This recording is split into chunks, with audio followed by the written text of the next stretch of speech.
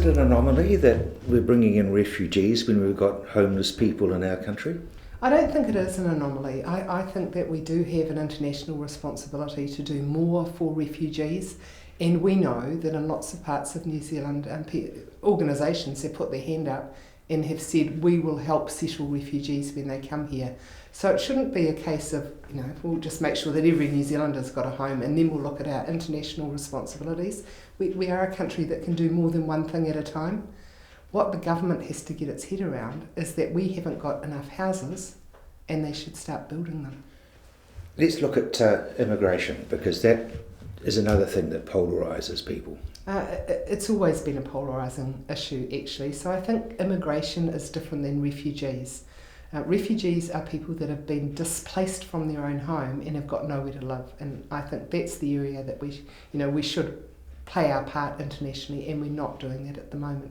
In terms of immigration, I think it's wrong to have people come to New Zealand expecting to get a job and contribute and not being able to find work. So the piece of the puzzle that is missing for me is why that happens now. I think we should make sure that people who come to New Zealand are properly settled, they need a home, they need a job, and they need to be able to contribute. Otherwise, they actually should just stay in their home country. Going back to the homeless, putting them into motels, that's got to be a band-aid. Well, I guess it's better than having families sleeping in a car. But what Working Income is doing is saying we haven't got any, because they run Housing New Zealand houses now, they're saying we haven't got any Housing New Zealand homes available. You can go into a motel, and then when the people move out, they get the bill.